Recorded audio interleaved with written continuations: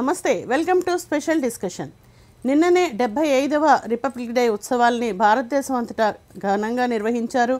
అలాగే ఈ గత 74 సంవత్సరాల్లో మనం సాధించిన ప్రగతి ఏంటి, భారత్ గణతంత్ర రాజ్యాంగం అవతరించక ముందు పరిస్థితులు ఎలా ఉండేవి, అలాగే రాజ్యాంగాన్ని మనం ఎంతవరకు విలువిస్తున్నాము, కాపాడుకుంటున్నామా లేదా కేవలం ఉత్సవాలకే పరిమితం చేస్తున్నామా, తదితర అంశాలను చర్చించడానికి ఈరోజు మనతో ఉన్నారు రచయిత విశ్లేషకులు నేరెళ్ల కోటేశ్వరరావు గారు. ముందుగా వారిని ఆహ్వానిద్దాం. సార్ నమస్తే.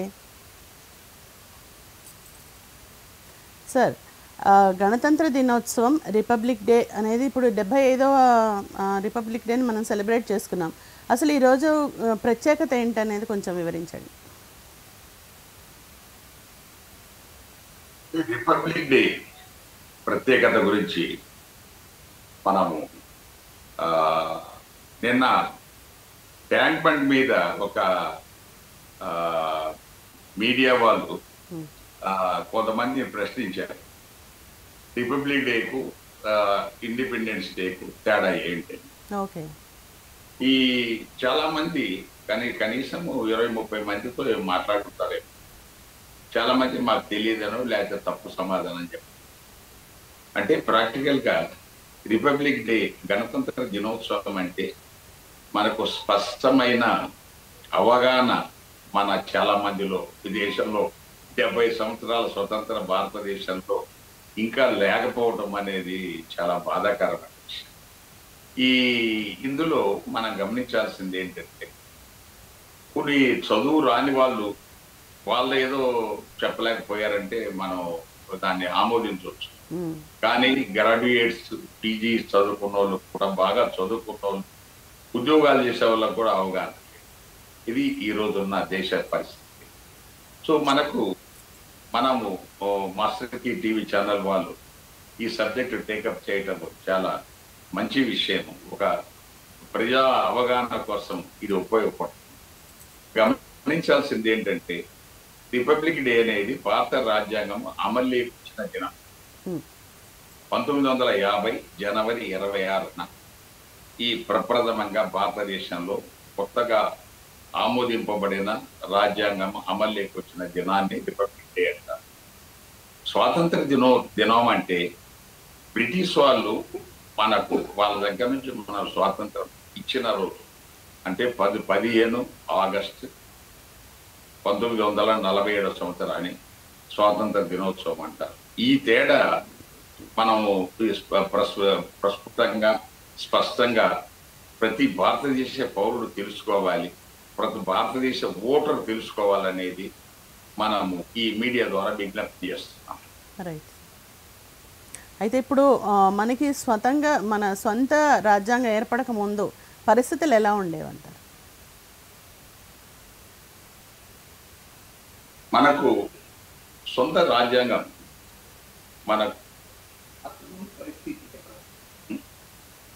అంతకుముందు మన భారతదేశానికి ఈ స్వాతంత్రం రాకపూర్వం,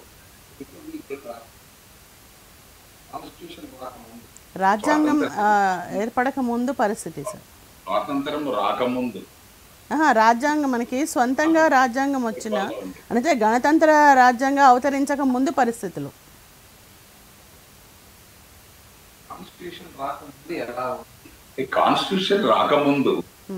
కాన్స్టిట్యూషన్ రాకముందు ఏమున్నది? మనకు 1947 ఆగస్టు 15 ముందు భారతదేశం అంతా బ్రిటిష్ పరిపాలనలో ఉండే. దాంట్లో బ్రిటిష్ వాళ్ళు అంతకు ముందు రాజ్యాంగము అమలు అనేది లేదు, రాజ్యాంగం అనేది లేదు. సో రాజ్యాంగం రాయడానికి రాజ్యాంగ పరిషత్ అనేది ఒకటి ఏర్పడి, ఆ రాజ్యాంగ పరిషత్తు ద్వారా అందులో మన ఒక రాజ్యాంగ రచనా కమిటీ, దానికి బాబాసాహెబ్ అంబేద్కర్ అధ్యక్షుడుగా 7 సభ్యులతో ఒక రాజ్యాంగ రచనా కమిటీని ఏర్పాటు చేసి ఈ రాజ్యాంగము తయారవటము ప్రారంభించింది. 1947-48లో ఈ రాజ్యాంగము రాయటం జరిగింది. మనకు రాజ్యాంగాన్ని నవంబరు 26, 1949లో ఈ రాజ్యాంగం అమల్లోకి వచ్చింది. సో రాజ్యాంగము ఆమోదింపబడింది. ఓకే. సో రాజ్యాంగం ఆమోదింపబడింది, అమల్లోకి వచ్చింది మనకు 1950 జనవరి 26. అంటే మనకు అంతకుముందు మా మనం ఒక విధంగా చెప్పాలంటే 1947 ఆగస్టు 15 ముందు రాజ్యాంగం లేదు, భారత రాజ్యాంగం లేదు. మనమంతా బ్రిటిష్ రాజ్యాంగము, బ్రిటిష్ పరిపాలకుల ఆచరణకు, వాళ్ళ మన ఆర్డర్ ఉత్తర్వులకు మనము దాన్ని బట్టి మనం అప్పటి వరకు నడిచింది. సో మనకు ఒక విధంగా చెప్పాలంటే ఈ రాజ్యాంగం రాకముందు భారతదేశంలో బ్రిటిష్ ప్రభుత్వ పరిపాలన జరిగింది అనేది ప్రతి ఒక్కరు గమనించాలి. Okay sir. అయితే ఇప్పుడు 74 సంవత్సరాలు గడిచాయి రాజ్యాంగం అవతరించిన తర్వాత.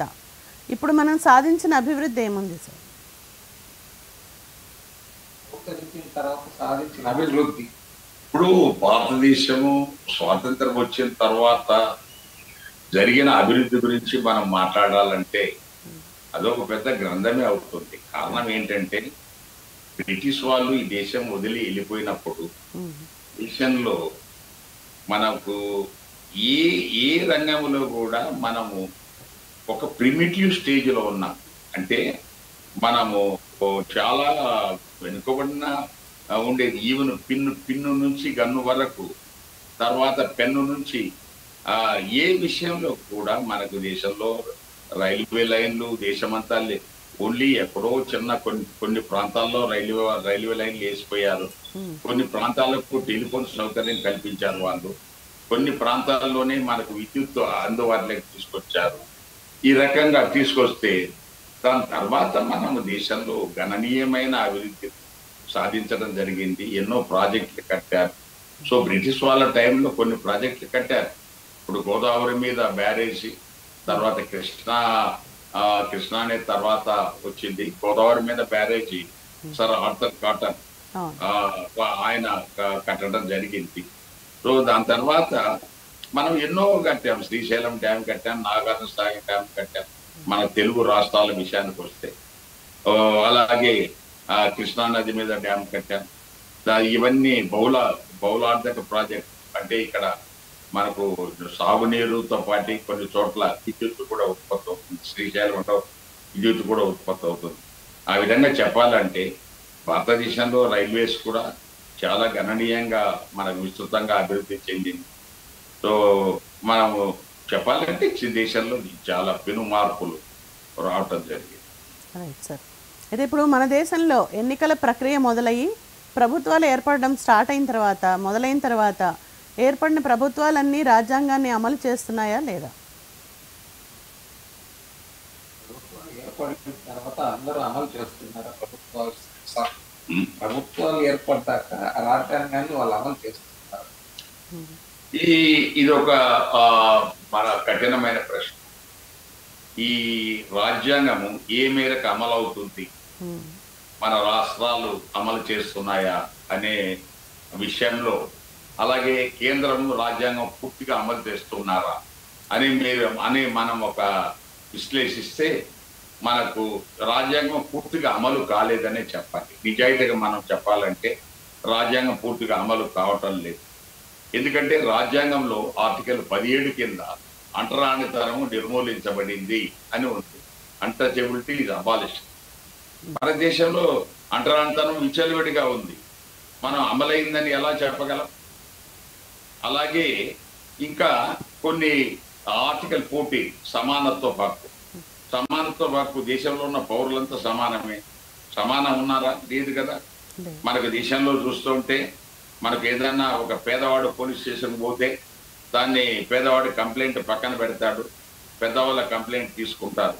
పేదవాడు పెద్దవాళ్ళ మీద కంప్లైంట్ ఇవ్వడానికి పోతే సో చివరికి పేదవాడినే మనకు దోషిగా తయారు చేస్తున్న పరిస్థితి ఈరోజు. సో ఆ విధంగా చెప్పాలంటే దేశంలో రాజ్యాంగం పూర్తిగా అమల్లో ఉందని మనము గుండె మీద చేసుకొని చెప్పడానికి లేదు. మనం నిజాయితీగా ఒప్పుకోవాలి. మరి పాలకులు ఒప్పుకోకపోవచ్చు.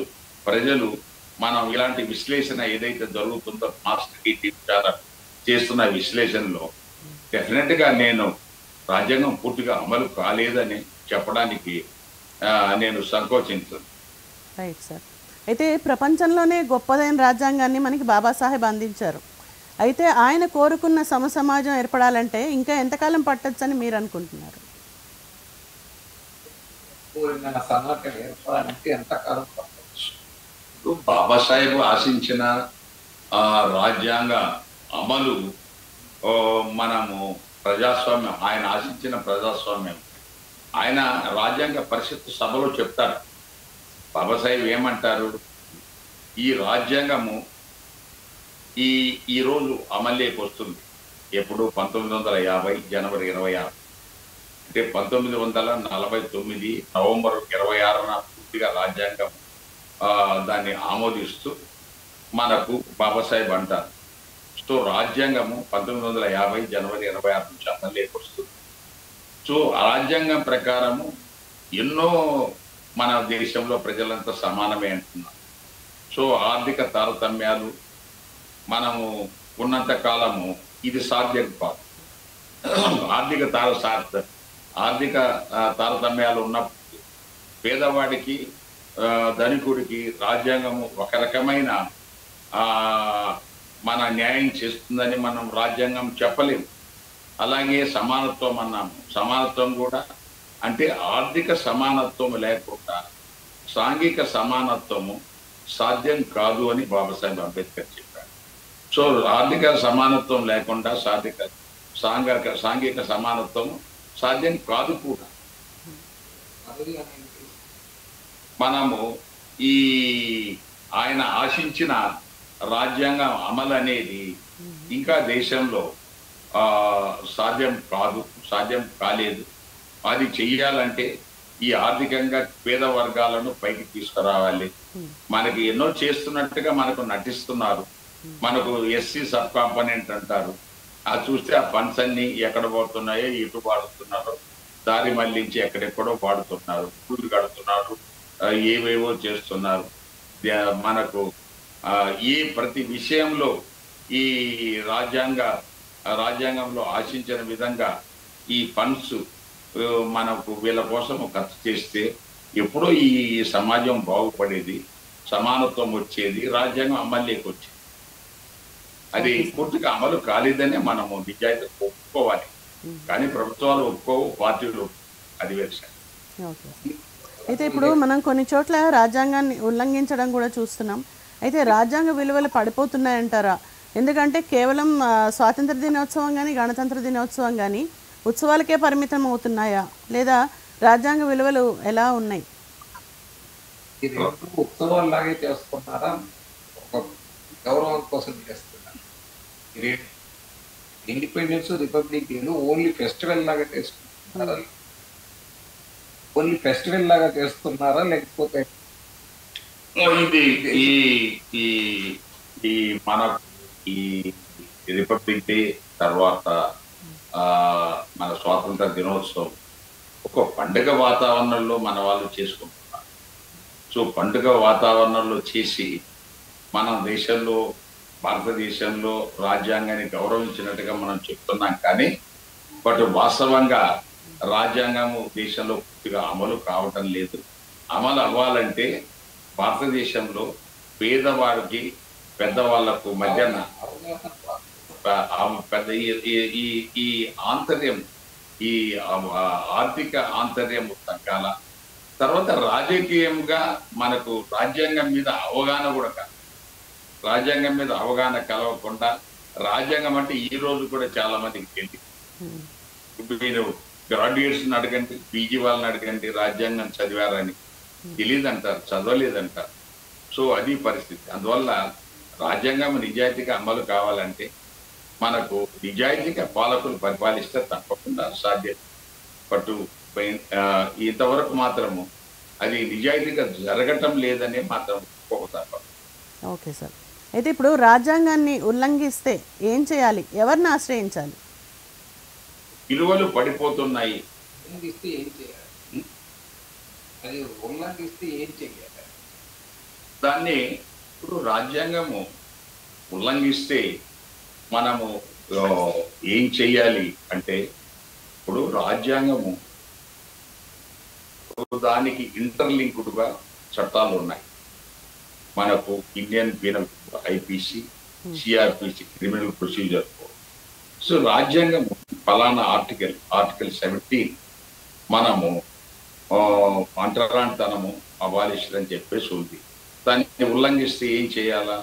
సో ఎస్సీ ఎస్టీ యాక్ట్ కింద దాని మీద చట్టపరమైన చర్య తీసుకోవాలి. సో దీనికి మనకు రాజ్యాంగంలో శిక్ష వేయదు. సో దాన్ని రాజ్యాంగ ఉల్లంఘన జరిగిన మనకు ఈ శిక్ష స్మృతి ఏమైతే ఉందో Indian penal code or CrPC criminal procedure ఉన్నాయో ఇవి మనకు శిక్షా స్మృతులు. సో ఇందులో ఈ ఈ ఈ ఈ శిక్షలు మన కోర్టు ద్వారానే అమలు చేయగలం. కోర్టు ద్వారా అమలు చేయాలంటే మళ్ళీ కోర్టులో అది ఒక పెద్ద ప్రొసీజర్, మళ్ళా లాయర్లు ఉంటారు, జడ్జిలు ఉంటారు. తర్వాత పేదవాడికి ఈ ఈ కోర్టులో న్యాయం కోసం పోరాడే ఆర్థిక స్తోమత ఉండదు. మనకు లాయర్లకు డబ్బులు ఇచ్చుకొని వాళ్ళ కోర్టు కేసులు మనం భరింప చేసుకునే శక్తి ఉండదు. అందువల్ల మనం అది ఒక విధంగా చూస్తే ఉల్లంఘన జరిగినా కూడా వాళ్ళు విచ్చలవిడిగా ఉద్దేశపూర్వకంగా చేసినా లేకపోతే ఉద్దేశపూర్వకంగా చేయకపోయినా రాజ్యాంగ ఉల్లంఘన జరిగితే ప్రస్తుతం ఏమి చేయలేని పరిస్థితిలో ఉన్నారు ప్రజలు. Okay sir, thank you so much for the participation sir. మన రాజ్యాంగం గురించి, విలువల గురించి తెలియని వాళ్ళకి ఎన్నో విషయాలను మీరు తెలియజేశారు. ధన్యవాదాలండి. సో సర్వస్వతంత్ర సర్వతోభివృద్ధి కలిగిన ఒక దేశంగా మన దేశం ఉండాలి అంటే, అభివృద్ధి చెందుతున్న దేశంగానే కాకుండా అభివృద్ధి చెందిన దేశంగా ఉండాలి అనుకుంటే, స్థిరపడాలనుకుంటే మన రాజ్యాంగాన్ని కాపాడుకుందాం, రాజ్యాంగాన్ని రక్షించుకుందాం. సో ఇదే మనం అంబేద్కర్ గారికి ఇవ్వగలిగిన నివాళి. సో ఇది స్పెషల్ డిస్కషన్. మరో ఎపిసోడ్లో మళ్ళీ కలుద్దాం. Keep watching.